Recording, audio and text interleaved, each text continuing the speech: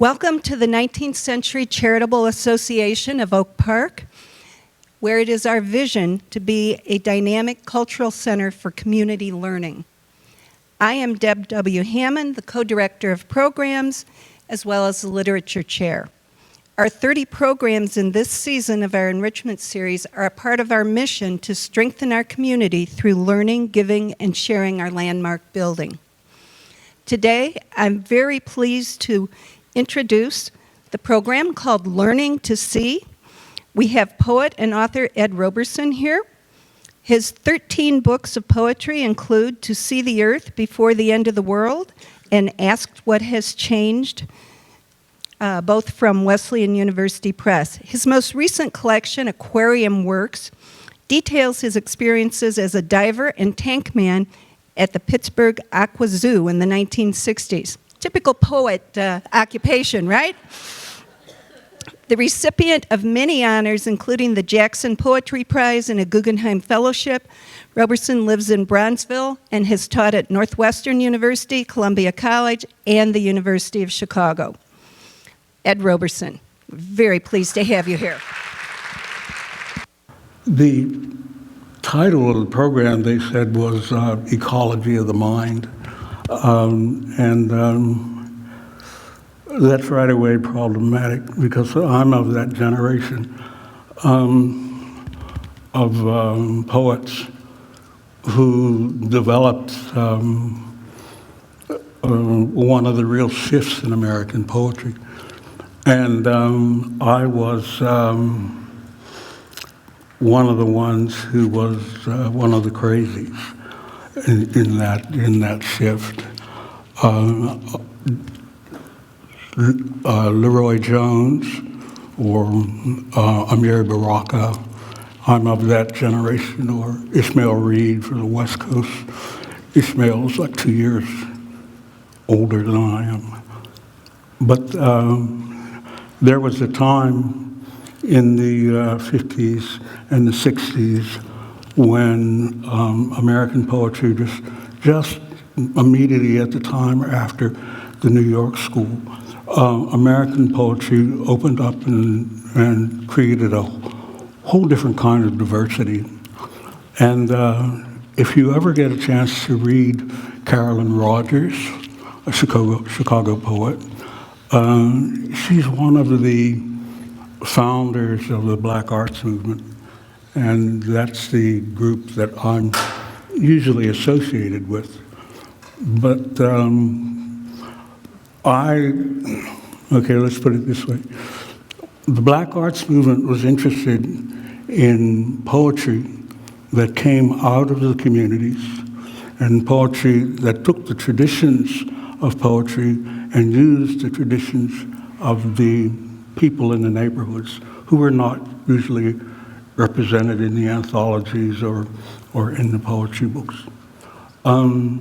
So they wanted to, number one, our language, our music, our heroes, and the traditional thing that used to be in the church, which was the thing that I was raised with, was you were to work for the betterment of mankind.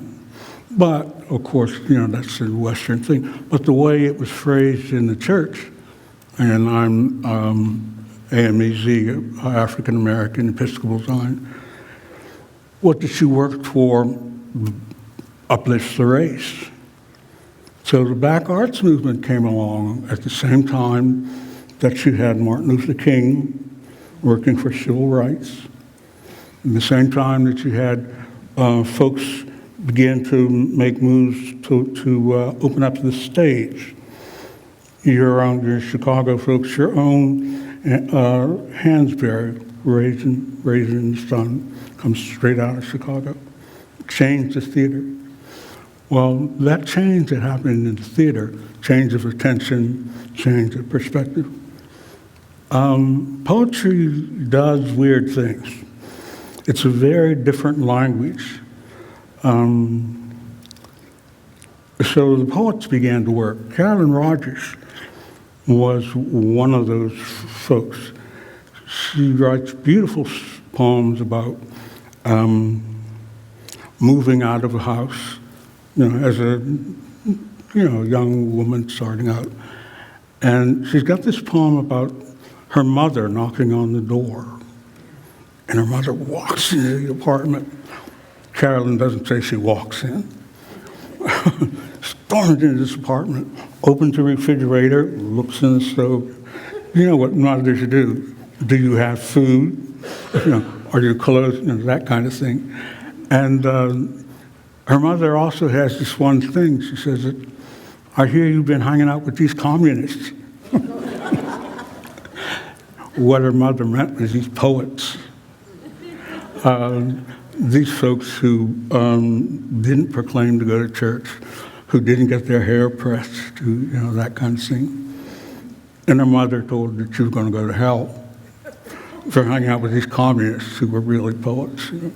So, and her mother sort of, this awful life you're living, you're going to go to hell, and then as her mother leaves, her mother goes in her purse. Her mother's a housekeeper, and goes in her purse and pulls out the money for food for the rest of the week. So she talks about those things that the poets needed to be doing for the uplift of the community. But she's also talking about the things that the community has always done for itself, to support itself, to keep it going. So that's what the Black Arts movement was writing about. I loved that. I was reading it all along while I was there. But I was reading it in Alaska. I was an undergraduate research assistant in limnology, and I spent a lot of time in the woods and on the lakes, on the water, with the fishermen telling stories and stuff. So when I picked up poetry, which I started out in the sciences, and I was always taking notes, but I noticed that my notes about people and about things that I was seeing were more interesting than the kind of notes I was taking for my research project. So when I started writing poetry, I started writing about trees. So, not knowing that in the manifestos that were being passed around, one of the key things was, we don't need no poem about no trees. So I started out on the wrong foot in the beginning, but here I am. So something happened on Friday. I left the sciences and have made a career, in the literary arts, but I still have my monthly or my yearly subscription to Science. Friday, I get the weekly thing, and on page 183, 2,000 years of garden urbanism in the upper Amazon.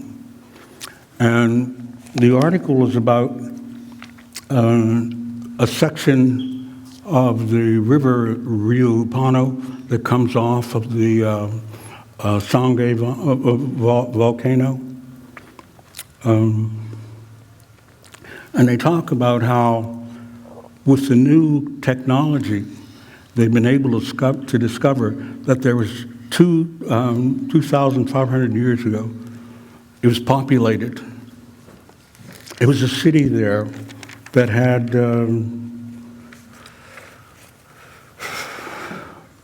they have the maps. What's so funny about that?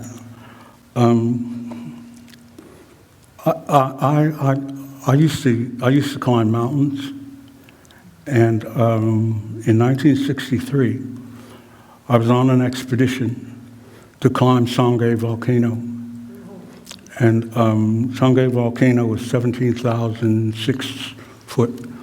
It wasn't the first climb I'd made. I'd done a couple of other climbs in the Andes. The highest climb I'd done was 18,000 foot. So here I am in South America, and I climb. I was trying to make the climb to Sangay, and I went up the river led by a group of Indians who did not speak English, and I did not speak Spanish, but we got along really well. We got to a point, we were following the river up to the volcano, we got to a point where we went into a narrow section, and I was looking at the map and I said, oh my God, I know that place. So all I'm saying is that this is 1963 that I was there. Here it is, 2024. I pick up this mail and I see a map that did not exist when we were researching how to go down that valley. There were no maps. All we had were legends and talking to the people. Now, old man discovers that there was a city there, and they talk about these plateaus. And I remembered going through the jungle and seeing these funny little mounds, and not thinking anything about them, just thinking that, well, water had washed them up. We now discover that they are the foundation of a city, the foundations of the houses. And the city was something like, that little section where I was, 20,000 people. There was absolutely no one there except the handful of us who were climbing and the jaguars and stuff. We now know that there was a city there. And that thing that I was sitting on, that mound I was sitting on, was probably somebody's porch. I had no idea. Well, what happened to me was I thought about what the, I'm old. What are the advantages of living this long, And you all know, you've done this thing in the mirror, yeah. Why am I here for all of this? And one of the things that has always come up is that you get to run into yourself again and again and again. It keeps happening over and over again. These experiences that tell you, yes, you got it right, that part, but then you do it again, and you learn something new next time around. So this sort of running into yourself created a poem that I'd like to start with.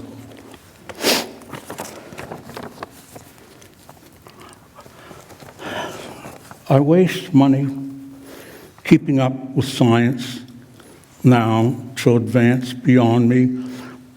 I barely understand what I'm doing with this curiosity.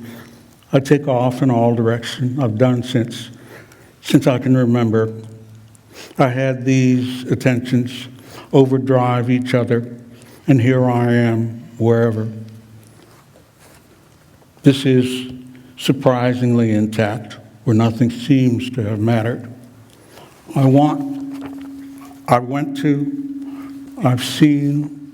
I've seen without seeing, I've been, yet without being, until this is kind of a home, where sometimes I read the collective news from there, from a bus, from a balcony, overlooking the geese flying below. I don't understand. But some people say I've said what is clear.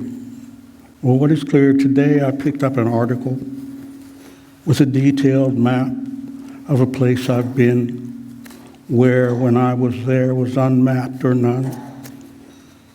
we'd been able to find then. It included the place where the accident I am occurred, the volcano, the ropes of white orchids beside the pearl waterfalls, the flood, its flashings of laddered lightning hung down the sky, the jaguar, the turnaround. Of course, none of this was on the map.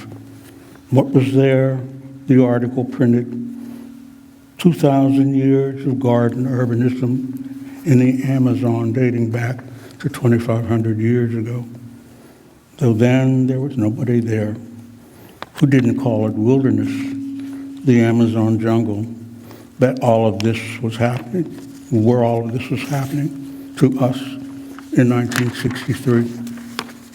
The longer you live, there begin to appear these points of eruption where things come back around, and like it is known, the hot point that strung those chains of volcanic islands travels from here to there. Your life continues, crossing off the map of your journal, jumping into question what next, contextual use of the shifting, shitty situations you get yourself into will introduce the beautiful, handsome understanding to you, who is made as one whole of you, you're seeing yourself. And that embodied overview, glimpsing time to mirror 2,500 years, telling you in this article you were there, you bought souvenirs, but none like this moment. You can hold there whatever in your hand, but this is the handed moment that brings what there is for you to hold here, is where you go crazy discovering and singing, and the ancestors are laughing their asses off, happy at you, acting the fool of such understanding, throwing the magazine into the air. Holy shit, I was there, and I am here. I think I can probably show you where I sat, where I nearly drowned, lost my supplies, learned to eat raw the flesh of another of our lives. The article says these plateaus were once the foundations of a garden city, but we know now as the Amazon jungle.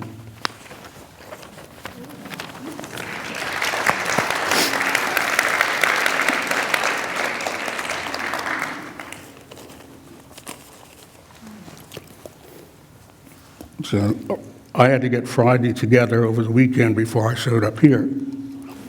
But that's the lab report that I just gave you.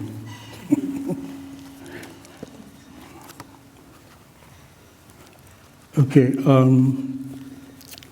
these are the two latest books that are, the last four books are the ones that focus mostly on ecology. And so what I'd like to do is kind of read from these two books and give you some hints back on the history of where these things come from. When I worked in Alaska, our home lab was in Anchorage, and so I used to have to leave Anchorage and go down Kenai Peninsula, and along the way, we would go up to the top of Cook Inlet and pass by Portage Glacier that had formed all of Cook Inlet. And at the time, Portage Glacier, you could walk from the road to the glacier, just get out of the van, walk up there.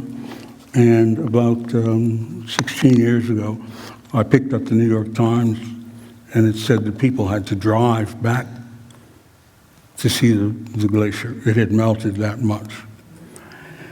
I couldn't, another one of those shocks. Your past comes around and gives you news. I couldn't imagine the glacier that had formed that whole inlet to be gone in 50 years, or to have moved that far away in 50 years. So I started really thinking about, okay, something's going on. To see the earth before the end of the world.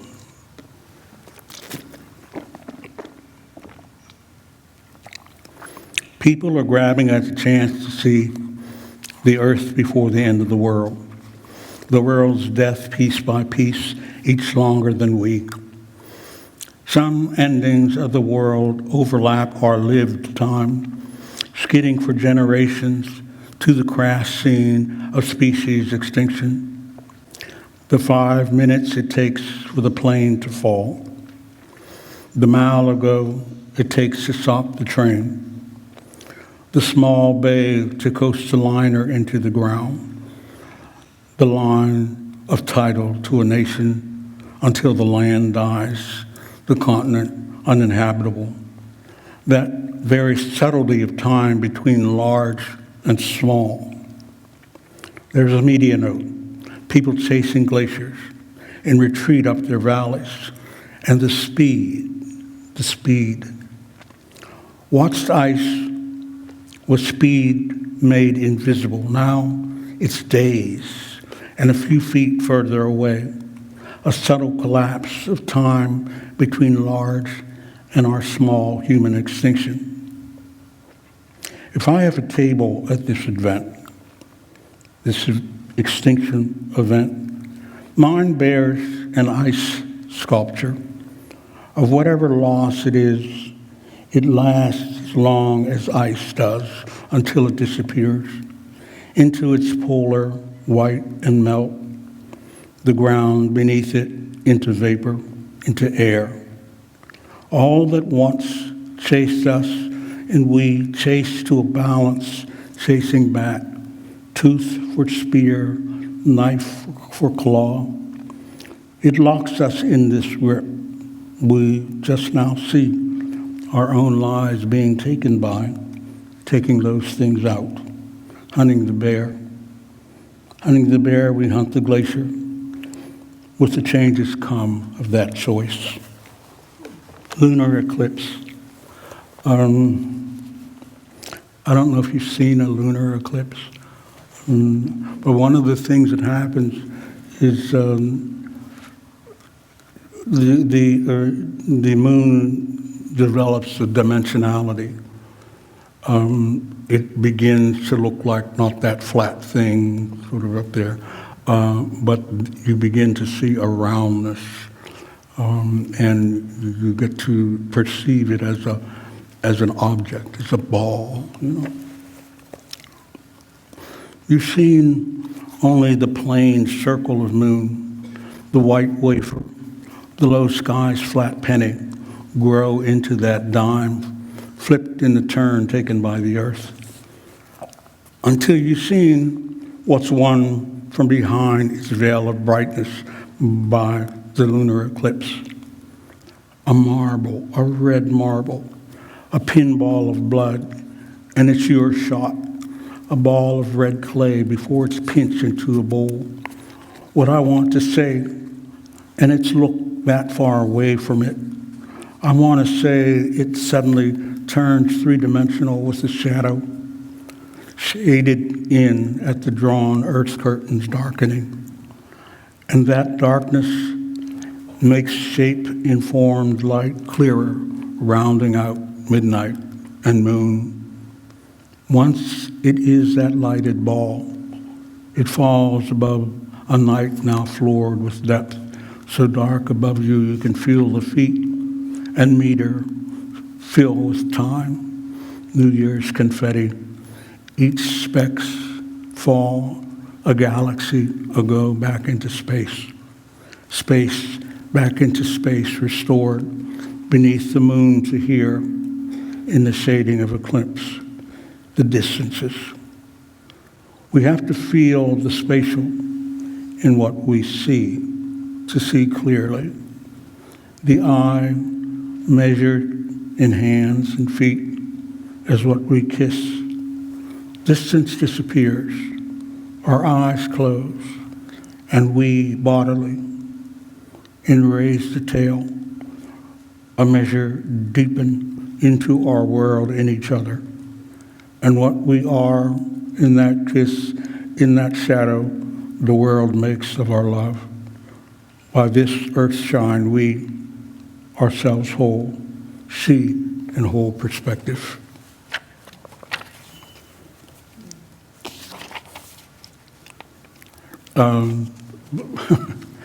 One of the things poetry can do is when you use space as an image like that, you can make a comparison between the moon suddenly becoming three-dimensional and the space that had not been there, suddenly becomes almost. And when you give someone a kiss, how they disappear in front of your eyes. You close your eyes, but you can feel that space disappear. Poetry does that kind of stuff. Doesn't make sense, but it makes another kind of sense. And that's what poetry is. It's that language of that other kind of sense.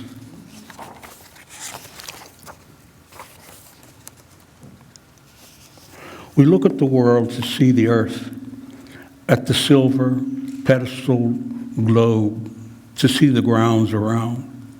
We see what we've done with it, what it has to do with. We see our face bent to a surface. But what of the world is seen looking at the earth any more than the world's measure a minute to a rock looking? But seeing gets a return, begets return, gets returned. The rivers come back, the salmon. We look upon the world to see ourselves in the brief moment that we are of the earth, a small fern in a crevice of a hill, of a cliff face. To see ourselves in the brief moment that we are of the earth. To see the earth before the end of the world. The world is mortality.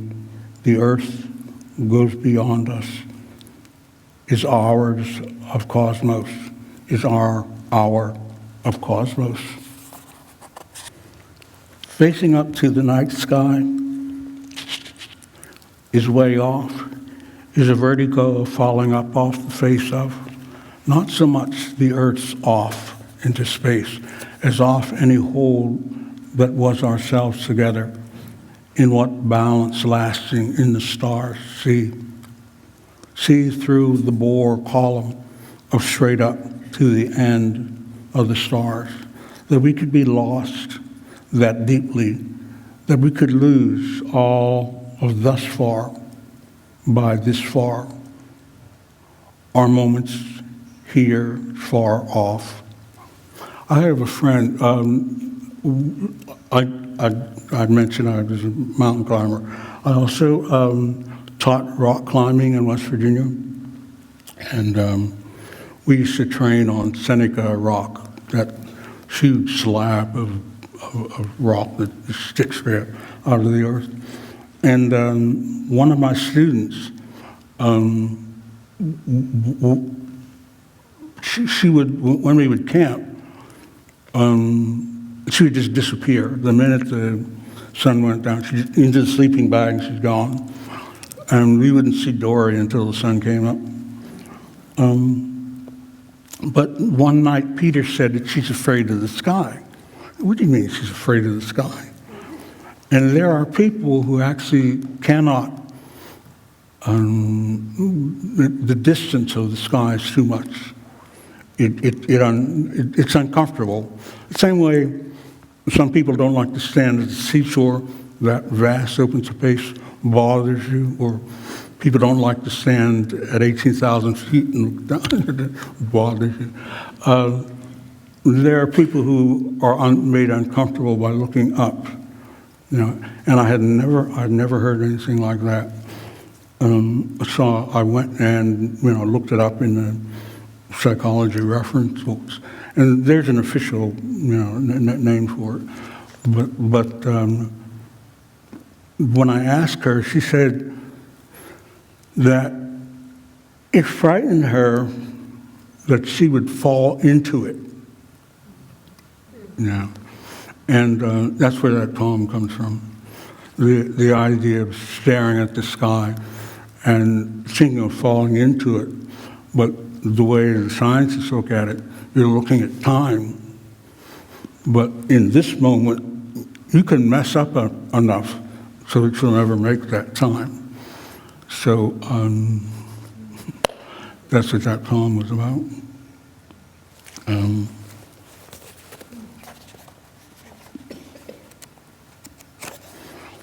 Teapot boiling, how to begin the day. That a beautiful woman gone to pieces never finishes her cup from a little coffee shop somewhere says war. Shouldn't be convenient as add water and stir, but somewhere water begins to boil. The ticking pot of the gas is faster and faster.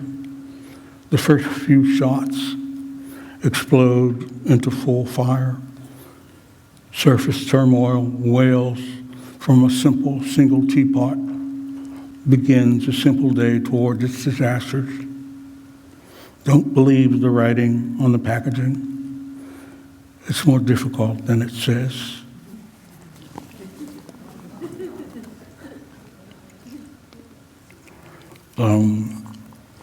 I had planned on one of the expeditions to the Andes, I had planned to go through Quito, the capital of Ecuador,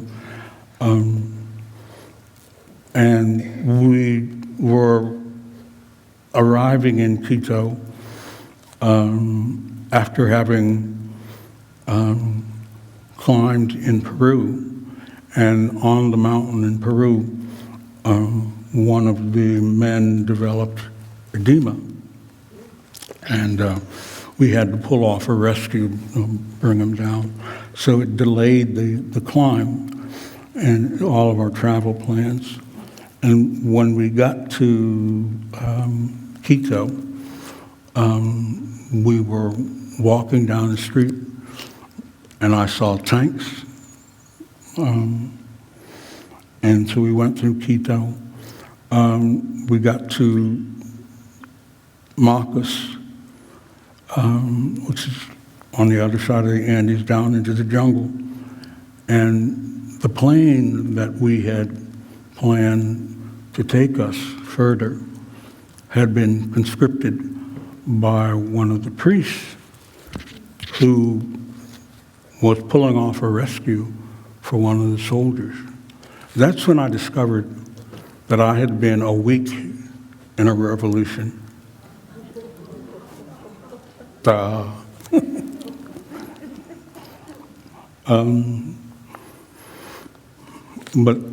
that kind of thing, you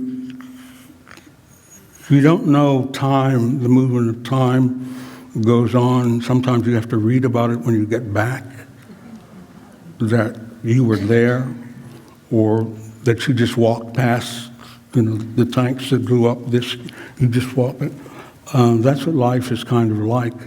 And I started writing a lot about that kind of stuff. When I got back to Quito, the revolution was over. And I went to the museum to look at the collection of gold. And one of the things that was there was these jars, but these beautiful jars, but they had holes in them. There were just holes in all kinds of funny places. And they were different kinds of jars, animals, little jars, big animals. But nobody at the time Nobody knew why you had jars with holes in them. And they weren't like incense. You can burn incense. They weren't in places that would facilitate that kind of air circulation. So nobody knew for a long time what these jars were all about.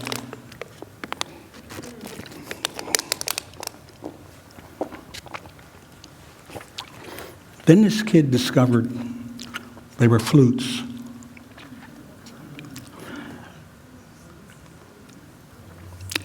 The definite number of notes in the symphony to be played each had a jar, fired clay, but in all different shapes, one for each note: a condor, a lizard, a monkey, a mouse, a woman with birds for hair, man with conch feet.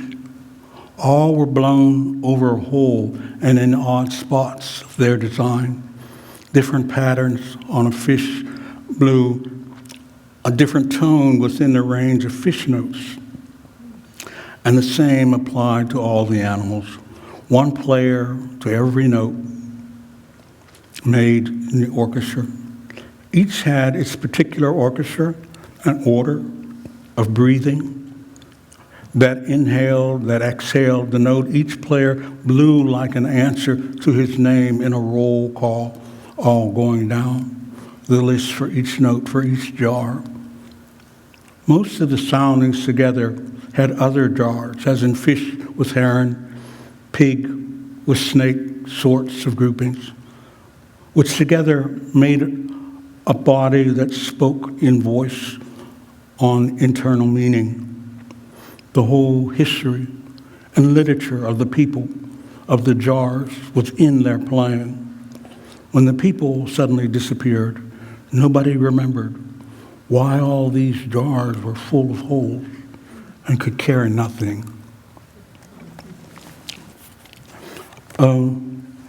When this book came out, Ask What Has Changed, they asked me about the title poem. Well, the title poem actually started the whole book. Someone was doing an anthology, and they wanted me to contribute to that. So they sent to the folks this list of questions. Just send us a poem, but think about these things. And then so the first question is like, in light of all of the things that you're discovering about the ecology, in your writing, what has changed? Well, what do you mean? Everything has changed. It's just been how do you write a nature poem and then suddenly discover it's gone? Or it's gone, but it's taking a long time, and it's only starting to go now. You have to, that kind of thing. So he's asking me, what has changed? All of that has changed. So I just sort of bust out laughing, and I started writing this poem. I actually started to write as a response to the guy who I knew, hey, man, that's a silly question. Seriously. Even staring out the window has changed. The private peak above it all brought down with the erosion of the poise between the viewable and the mused unseen. Dissolution, so nearly changeless as not to appear, is shifting the sands outside from what we watched. No more the steady stage the self-dramatic days play out on outside. The silent portent now a loud alert to things changing, the light, a darkness. Not the normal individual mortality, but as if the epical heartbeat of larger elements, the seas, the air, had mutated, had become chimera, grown wing, and routed ancestral time. Even staring out the window, the timeless is gone. We see coming in the daily migration of the local geese to the lake at evening. The cities pull up and move in unlike consternation toward and away from the water. And the water that had been so calming to gaze out on, to live by, to not live according to. And now the seas are adding themselves into the land. The horizons look ominously larger. They're even out of them faster and clearer. Now you see the views turned on us to frame human agency become transparent, light as air, before the picture blackens as a consequence of our seeing too much of it. Seeing too much of it is only for us to use and then use up. The eye is not filled with seeing, with only seeing, but with understanding the sight. A drop of water.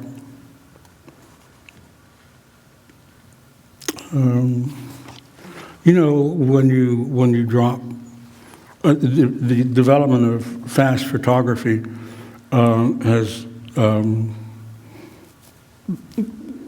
increased our understanding of this. When I was a little kid, in the summertime, there would be a certain kind of rain that, in my mind, I can remember saying it was tulip rain, because it was rain that had these big, just formed these little tulips, So I just call it tulip rain. Kid talk.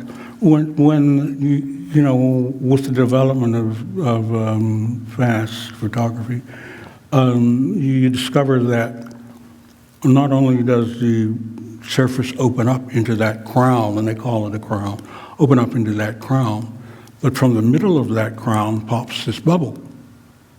You've seen that bubble floating. Do you know nobody knows? Nobody has decided yet what the name of that bubble is. I think the physicists call it globule. Somebody calls it a rebound. All kinds of names for what it is. And partly that becomes because for a long time it was uncertain what it was that was jumping up out of the middle of this crown. And then they discovered that it doesn't actually drop back into the water. Surprise. It melts.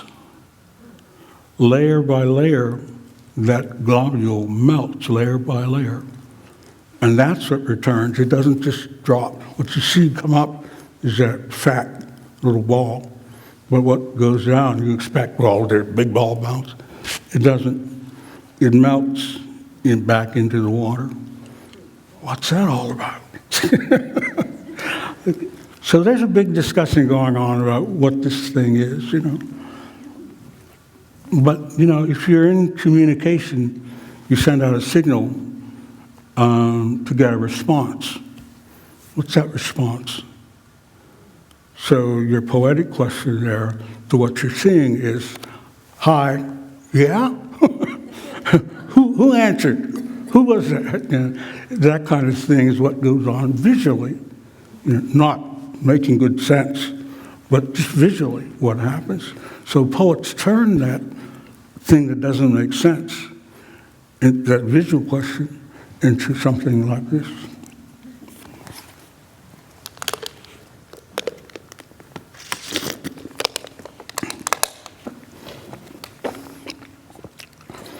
From the window, the surface of the puddles say it's raining. You can't see it raining in the streetlights or the darkened windshield wipers smoothing it away. The silver of wetness has been steady for days. Crow's feathers have been the light composition of streets. Unfazed, the crows eat and don't fly away at the light, exposing their dark plate until the last minute not to become timeless themselves. They are the droplets of lightning that return upward, screaming at the disturbance, jumping up and down on the surface of everything that matters, troubling the structure of even the structureless water. Water. So it is water, not rain. Though it only changes its name, even though it clearly says trouble, I don't know what it is I'm seeing. My liquid body, water in a flesh glass, on the dining car table as the train crosses a track change. The surface of that water in the glass appears as ripples untouched by any stone, oscillating in place, or as when my friend quietly says that was an aftershock. Or what I've heard the music set up off the walls of our body structures that hang in our body, that show up standing at a bus stop, when not the one I want rumbles through, but through these potholes I can feel my body floating up and down and know there's nothing under my feet but another street I can't see. The engineering translates the suspension to me. What reception is triggered by this signal, I don't know what I am yet making of what all this is calling, troubling. Things that, like, you stand on Grant in Michigan, you're standing there, and out of nowhere, there's no earthquake. And I've been in earthquakes, no earthquake. So, oh, there's a street underneath. I'm not standing on a street, I'm standing on a bridge. And I'm from Pennsylvania. You all have streets 3 layers deep. We don't have anything like that here. So, I moved to Chicago and I'm standing here. Oh, and then you learn, how nothing you can see tells you, but somehow your body tells you. You learn from a lot of different directions. And what I did with this poem here was a lot of different signals that I picked up. Like the instance in an earthquake. I knew I was in an earthquake, and I was standing on the street, and all of a sudden the tiles started coming off the top of the houses. And then someone said, it's an earthquake, I was on a mountain in Peru, and I could feel the glacier move, and you don't feel the glaciers move. So I thought, well, maybe this rock, this part of the glacier, this big ice thing I was leaning up against, I was actually on belay, I was leaning, maybe it shifted, and what I was feeling shift, was this chunk of ice. When we got down a few hours later, when we got down to the ice fall that we had just come over, it had shifted. So we knew that not only did this thing behind me shift, but these other things shift. So we figured, okay, so just a little shift of the glacier. The day later, we get down to the town, and they say, oh, we had an earthquake. Oh. Yeah. Now you tell me. See? But see, that kind of thing, like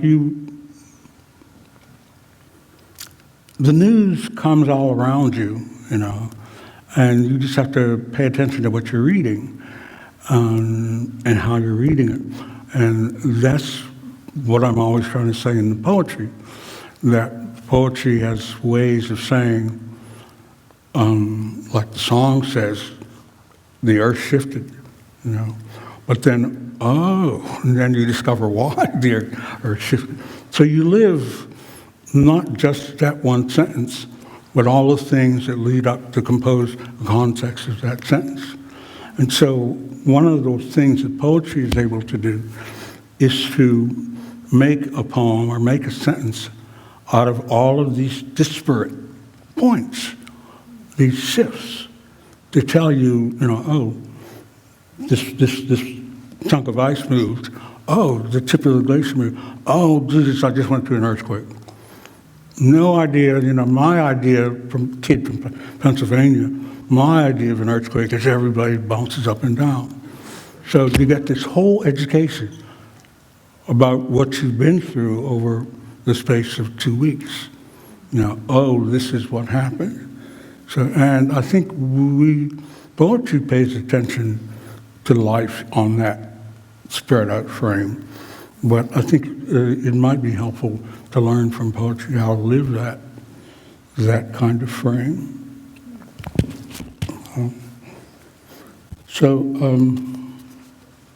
The water, what has changed from glancing out at the weather to the unrevealed information held in a pointless flare and flux of water, raising something to me, raising something in me, a back jet, levitating globule is a deepening in everything I want to know. The larger networks of answers of real, the answers of ripple flowering, the trees, the loam, they're loomed from the earth that pops free of its drop as itself a moment for a glimpse before resolution back into the pool. The idea being that if our reality is the holographic, that bubble, blanket tossed up above the ripple circle is us. That bubble is up and is us, where on it I am following the images the same way to here, resolved into a juggling fool I am, whose water oranges around up one morning, come off the ocean, come off the horizon of the lake as the sun. So poets turn down that thing that the physicists are wasting time trying to find a name for. Oh, it's me. Hi. Poets have fun. Okay, this is let's see if I can give you this one. When I was 19, and I was taking my first expedition, and we drove from Pittsburgh, University of Pittsburgh. We drove up the Alcan Highway in a Volkswagen bus in 1960.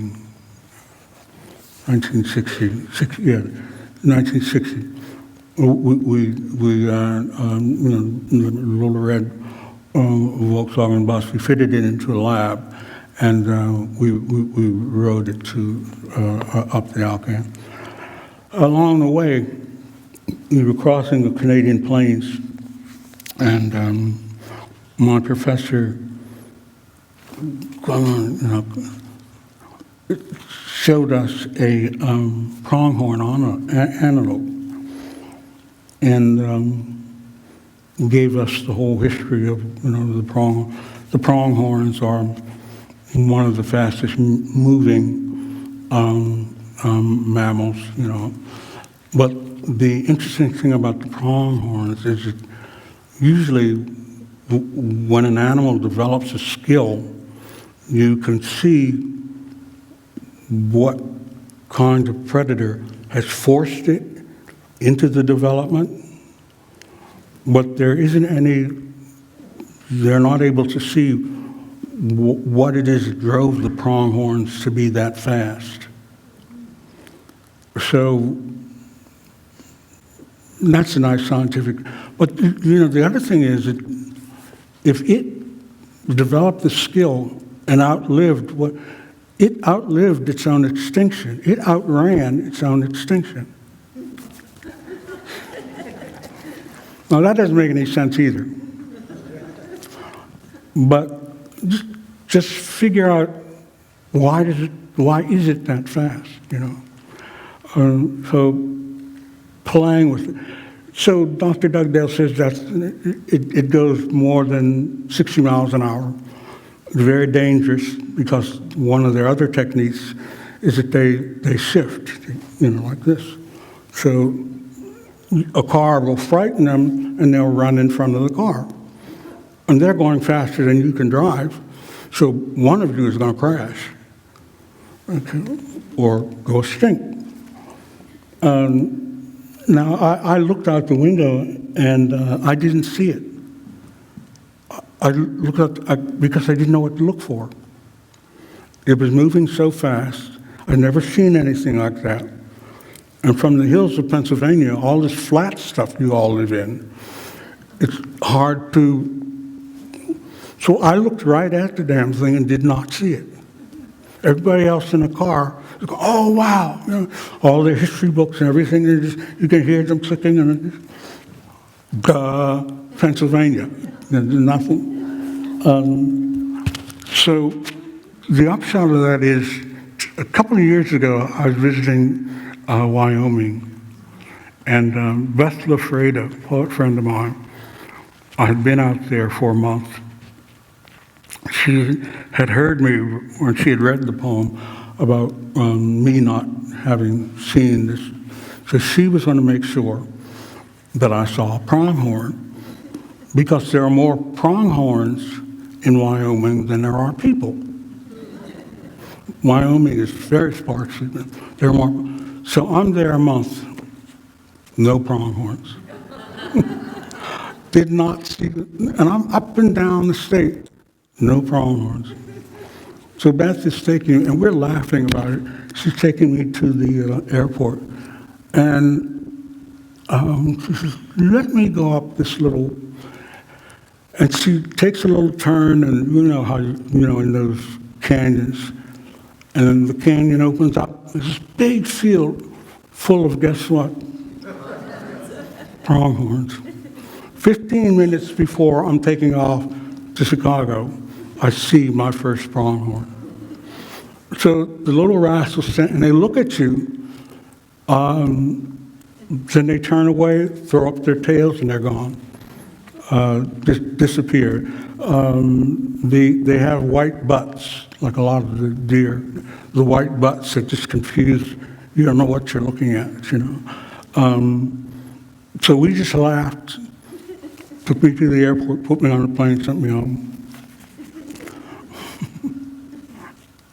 So,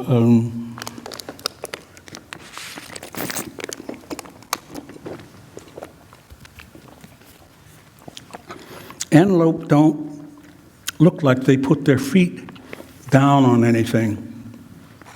They seem to pick at the ground, to pinch themselves off the ground up into the air, whereas horses seem to dig at, to scoop away the distance. The wheel almost never lifts to miss a measure, but that song has no organic round of revolution it has won, unless in a long-lost sea, or that roll of the foot flat, part, not whole of the wheel of our own, a broken tape on the ground. Is this why we sing through these death marches, measure, call out to each other to keep up, to not get picked off, touch the fellow footstep as all that's the sound of the earth, and to know where to go, silent, traceless, when we steal away and run on the wing.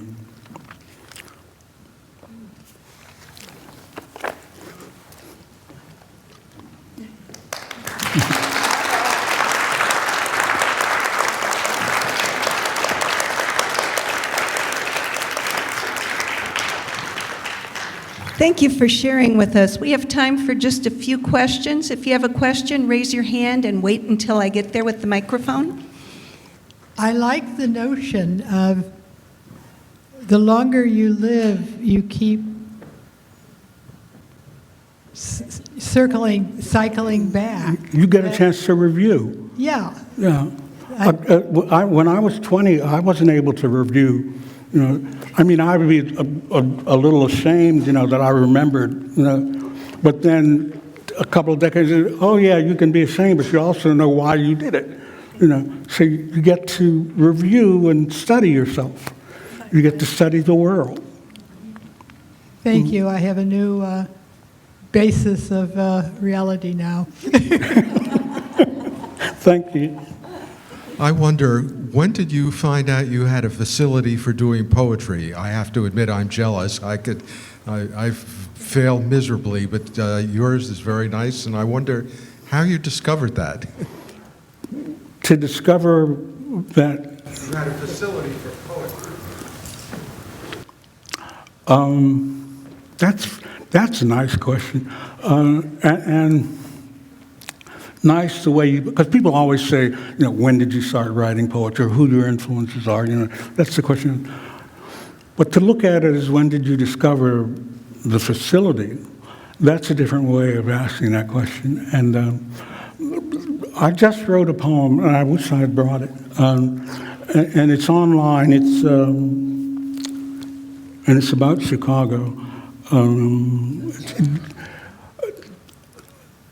In the poem, one of the things that comes up is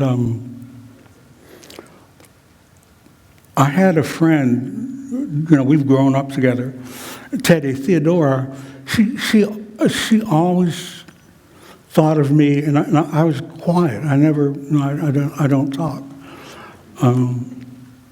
But then all of a sudden, I started writing, and so we were at dinner about 5 years ago, and Teddy says, Teddy called me a blabbermouth, and everybody at the table who grew up with me knew me as he don't say, he don't talk, And Teddy called me a blabbermouth. And then we got into your question. When did this happen? I don't remember. I don't remember when it happened. And I know it happened in 2 stages. It's interesting because the first stage was I got fascinated with writing. And then the second phase was I got interested in communicating. And I was well into writing and really well trained in writing before I discovered was, oh, you're supposed to be saying something to somebody, And you learn that from the very beginning, but then to learn the insides of that.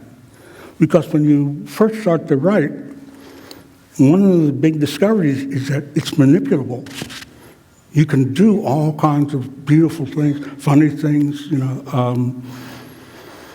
play all kinds of games with rhythms and things. You discovered that, and then all of a sudden, I'm talking, but what the hell's coming out of my mouth? So then you begin to discover, I need to learn about what communication is. And then your writing shifts. Something else happens, And where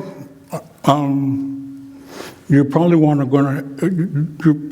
to ask me which poems or when. I don't know, but I know that's what happens. That yes, I did learn to write. I did learn pentameter, literary pentameter, and vocal vernacular pentameter. I learned all of that, and learned to listen to the news, and hear. As a matter of fact, I taught my daughter pentameter from the television. And I'm trying to think of the ad. It was a hair ad. He's talking in pentameter, and we listened, and and she could hear. But he wasn't thinking of poetry. He was thinking of television time. He has so many things to say, so many seconds to say it in. So he has to. That's how I taught her pentameter. Okay. Then all of a sudden you go, okay, you learn this is what's going on in language, but that stuff you use to manipulate and program and orchestrate what you're saying.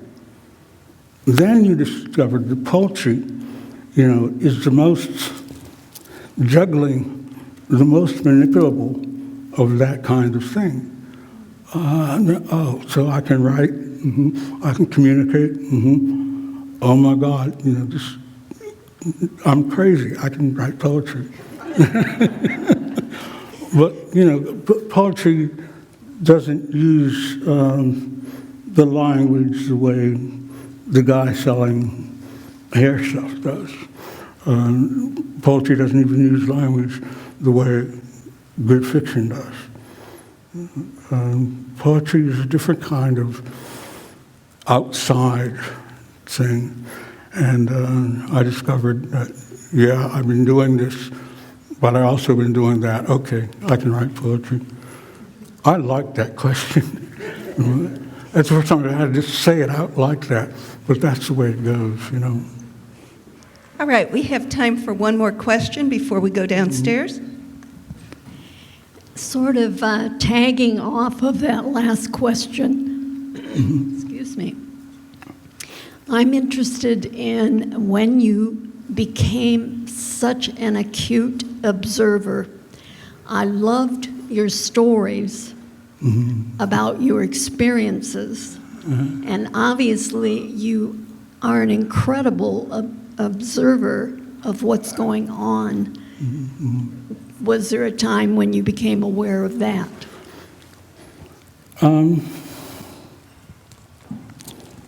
When I was in like the fourth grade, the Pittsburgh had a tremendous arts education program.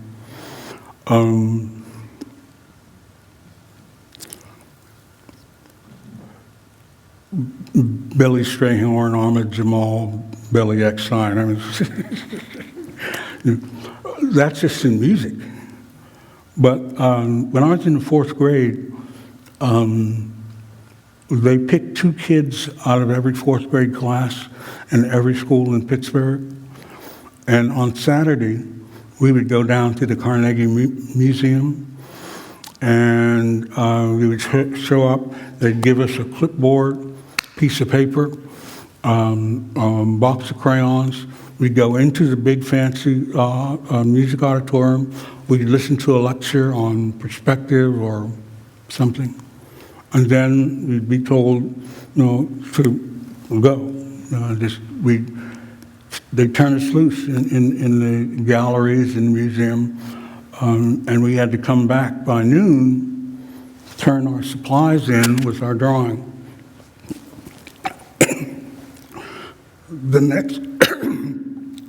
The next Saturday, the best drawings were on stage. I did that for years. And for me, at the beginning, boys are, Saturday I didn't have to do any chores. I was given pocket money, car fare, pocket money. I would take the bus fare, and Willie and I, who actually became an artist,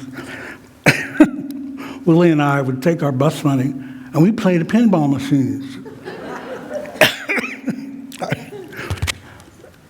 But out of that, Willie is now a professional artist. I didn't, and I wanted to be an artist, but you know how families are, they don't want you to starve, So they tell you, black people don't make any money in art. Nobody, so you couldn't become an artist. I learned that was more love than truth. I mean, as I grew up, I learned that, that they were giving me more love than they were giving me truth, because there are artists. Richard Hunt just died, But that education, the way the city had that set up, I had art that was right into my life. I mean, I was looking third grade, I'm looking at Wyeth. I'm looking at Wyeth. You know, the Wyeth family from Chester, Pennsylvania. I'm looking at Wyeth, and in the 4th grade, and in my senior year at college, 1961, they had the Carnegie Biennial. One of his paintings was in there beside Bacon, Francis Bacon, Andy Warhol. I reviewed that thing for the college newspaper, you know, and it dawned on me, oh my God, I've seen this shit before. You know, you see how your education is set up, you know, your experiences. I saw Wyeth when I was hiding money to play pinballs. It's my life, is what I'm trying to say. And the way the city had that set up, we listened to music, you know, I mean, it's amazing. You see what used to be in place for kids. And I'm so unhappy about the fact that the public section, where I just was with everybody, all kinds of kids, you know, we were all just roaming all over the museum, looking at naked ladies, and I mean, we're kids, you know. It was, that education was just tremendous, and with the advances in technology, somehow the advances in civility or the advances in culture did not keep up with it. And those programs, that arts program that allowed us, you know, from all over the city to look at El Greco's, you know, side by side with Dali. Why is that mountain flying? You know, just, you know, kids, you know. But it becomes a part of your life, it becomes a part of your questions, and you come around, like the lady said, you come around, oh, that's why the mountain's flying. You know, it's a dream. Oh, yeah. And your life becomes integrated with the earth that you're walking on. So, I don't know. When do you start or stop paying attention? I don't know.